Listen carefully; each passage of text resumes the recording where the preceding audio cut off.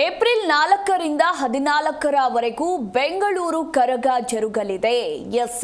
April 4ರಿಂದ 14ರವರೆಗೂ ಮುಂದಿನ ತಿಂಗಳು ಬೆಂಗಳೂರು ಕರಗಕ್ಕೆ ದಿನಾಂಕ ಕೂಡ ಫಿಕ್ಸ್ ಆಗಿರುವಂಥದ್ದು.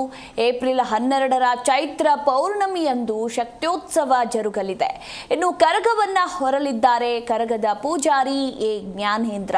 ಕಳೆದ 14 ವರ್ಷಗಳಿಂದ ಇವರು ಕರಗವನ್ನ ಹೊರ್ತಾ ಇದ್ದಾರೆ. ಈ ಬಾರಿ ಕರಗದಲ್ಲಿ 20 ಲಕ್ಷ ಜನ ಸೇರುವ ನಿರೀಕ್ಷೆ ಕೂಡ ಇದೆ. ಹಾಗೆ 9 ದಿನದಲ್ಲಿ ಸಂಜೆ ಹೊತ್ತಲ್ಲಿ ಉಚಿತ ಊಟದ ವ್ಯವಸ್ಥೆಯನ್ನ ಕೂಡ ಮಾಡಿಕೊಳ್ಳೋದಕ್ಕೆ ಸಕಲ ರೀತಿಯ ಸಿದ್ಧತೆಗಳು ಕೂಡ ನಡೀತಾ ಇರುವಂಥದ್ದು. ಹಾಗಿದ್ರೆ ಏಪ್ರಿಲ್ 4ರಿಂದ 14ರವರೆಗೂ ಯಾವ್ಯಾವ ಕಾರ್ಯಕ್ರಮಗಳು ಜರುಗಲಿದೆ ಅನ್ನೋದರ ಕುರಿತಾಗಿ ಕೂಡ ಡೀಟೇಲ್ಸ್ ಇರುವಂಥದ್ದು. ಏಪ್ರಿಲ್ 4ರಂದು ಮೊದಲ ದಿನ ರಥೋತ್ಸವ ಮತ್ತು ಧ್ವಜಾರೋಹಣ ನೆರವೇರಲಿದೆ. ಅದಾದ್ಮೇಲೆ ಮರುದಿನ ಅಂದ್ರೆ ಏಪ್ರಿಲ್ 5ರಂದು 5ರಿಂದ 8ರ ತನಕ ಪ್ರತಿದಿನ ವಿಶೇಷ ಪೂಜೆ ಮತ್ತು ಮಹಾಮಂಗಳಾರತಿ ಜರುಗಲಿದೆ. ಹಾಗೆ ಏಪ್ರಿಲ್ 9ರಂದು ಆರತಿ ದೀಪಗಳು, ಇನ್ನು 10ರಂದು ಗುರುವಾರ ಹಸಿ ಕರಗ, 11ರಂದು ಹೊಂಗಲು ಸೇವೆ, ಇನ್ನು 12ರಂದು ಅಂದ್ರೆ ಅವತ್ತು ಶನಿವಾರ ಇರುತ್ತೆ, ಶನಿವಾರದಂದು ಕರಗ ಶಕ್ತ್ಯೋತ್ಸವ ಮತ್ತು ಧರ್ಮರಾಯ ಸ್ವಾಮಿ ರಥೋತ್ಸವ ಜರುಗಲಿದೆ. ಇನ್ನು ಏಪ್ರಿಲ್ 13ರಂದು ಪುರಾಣ ಪ್ರವಚನ ಮತ್ತು ದೇವಸ್ಥಾನದಲ್ಲಿ ಗಾವು ಶಾಂತಿ ಜರುಗಲಿದೆ.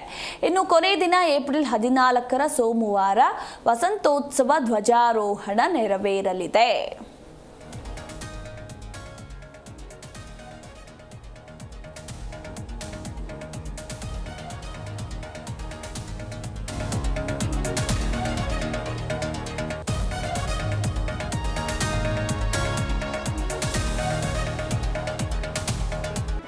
ಜಿ ಕನ್ನಡ ನ್ಯೂಸ್ ಈಗ ನಿಮ್ಮ ಮನೆಯಲ್ಲೇ ನೋಡಿ.